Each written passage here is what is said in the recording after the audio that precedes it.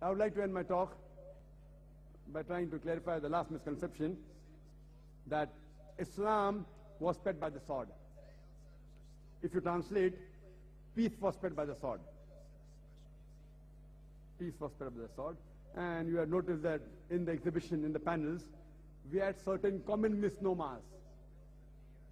Common misnomers like the world is flat. You have a square triangle. 2 plus 2 is equal to 5. Islamic terrorism, it's the same. How the world is not flat, it's a common misnomer. 2 plus 2 is not equal to 4. 2 plus 2 is not equal to 5. Similarly, Islam and terrorism is exactly the opposite. But it's a very common misconception. And the reply was given very well by Delesse O'Leary, a very famous historian, in the book Islam at the Crossroad on page number 8. And he says that history makes it clear that the legend of fanatical Muslims sweeping across the world, forcing Islam at the point of the sword, is the most fantastic, absurd myth that historians have ever repeated. It is the most absurd myth that historians have ever repeated. And we know from history that we Muslims, we ruled Spain for about 800 years. We did not force anyone at the point of the sword. Neither did we do our message. We didn't convey the message. Later on, the Crusaders came, they wiped out the Muslims. There was not a single Muslim who could openly give the adhan. If we wanted, we could have forced everyone to accept Islam at the point of the sword, but we didn't do it. We Muslims, the Arabs, we have been the lord of the Arab lands for the past 1400 years. For a few years the Britishers came, for a few years the French came, but overall we have been the lord of the Arab land for the past 1400 years. Yet today, there are more than 14 million Arabs who are Coptic Christians. Coptic Christian means the Christian since generation. These 14 million Arab Coptic Christians, they are giving Shahada, they are bearing witness that Islam wasn't spread at the point of the sword. We Muslims, we ruled this great country, India, for about 1,000 years, the Mughals. If we wanted, we could have forced every Indian to accept Islam at the point of the sword. But we didn't do it. Today, more than 80% Indians, they are non-Muslims. These 80% non-Muslim Indians, they are giving Shahada, they are bearing witness that Islam wasn't spread at the point of the sword. Today, the country which has the largest population of Muslims in Indonesia, which army went to Indonesia? Which army went to Malaysia, which has more than 50% Muslims? Which army went to the east coast of Africa? Which sword? It is the sword of the intellect. As Allah says in the Quran, in Surah Nahl, chapter number 16, verse number 25.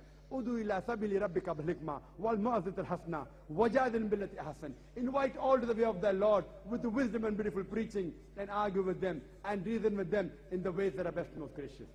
It is the sword of the intellect which is conquering the hearts. It's not the sword of steel.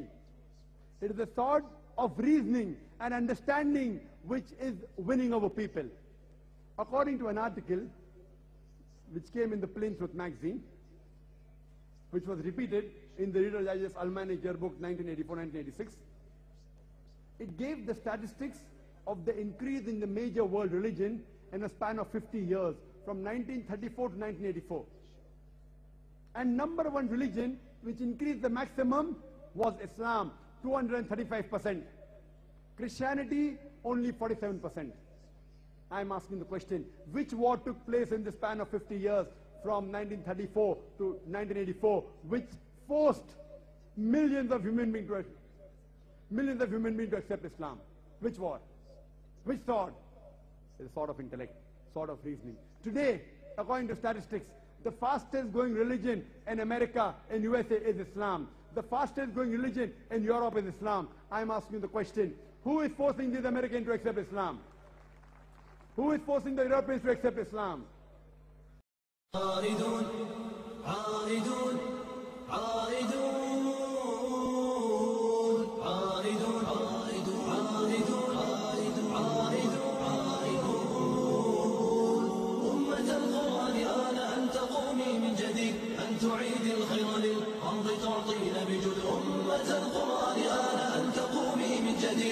تعيد الخير للأرض تعطين بجود.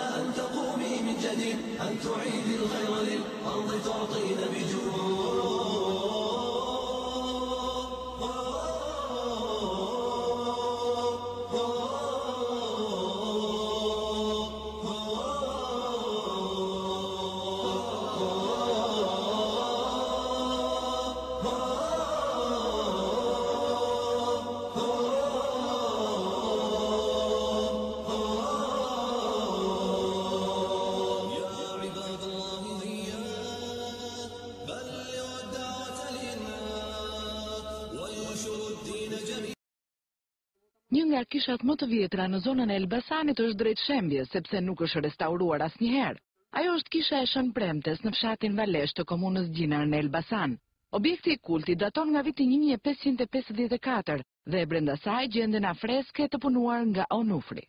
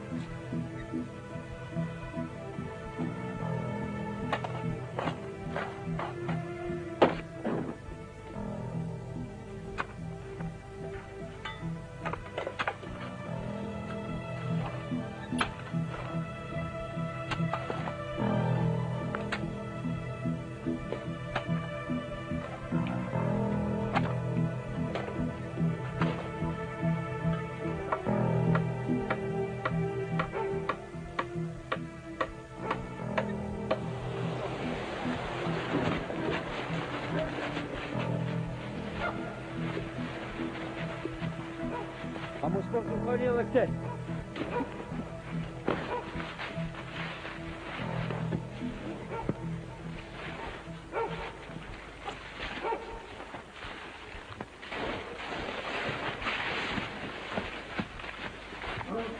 Ti? Unë.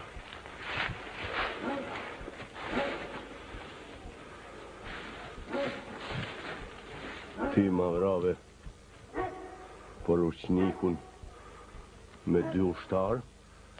Unë, se pak po të duke ma.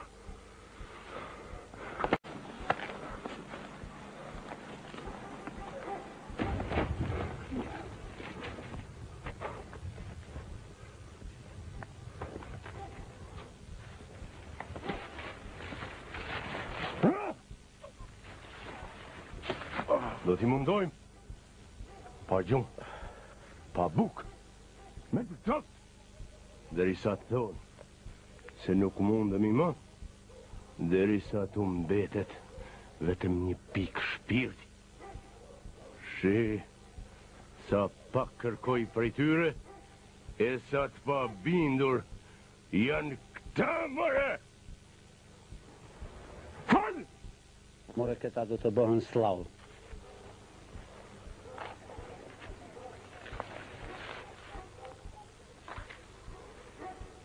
Ditën e të lodhshme do të kalojmë derisa t'i zhdukim që leshët e bardha nga faqja dheut.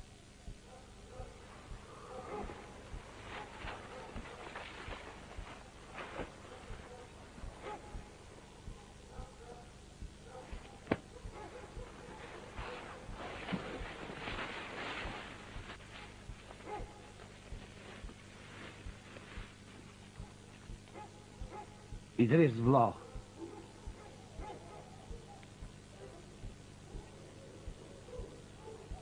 Vlla me ty? Vllazën jemi. Kush je ti? Kam lidh bes me Idris Bekën, ku të qelloj me badekën.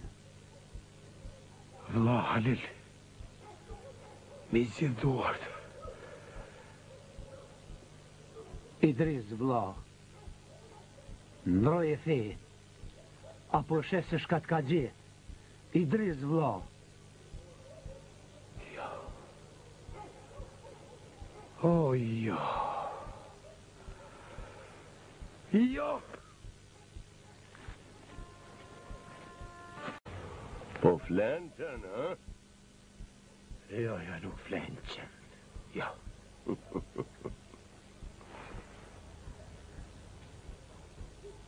Se paku. S'me leta qoj. Deri në fund këtë andër.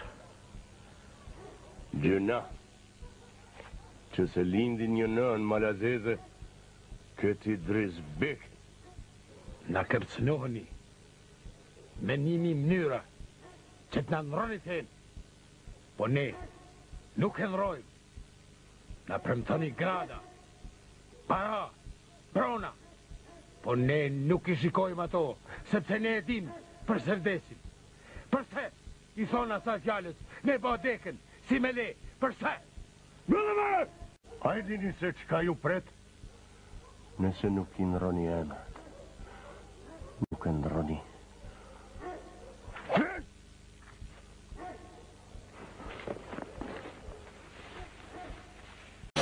Na jemi e zezave të vetës.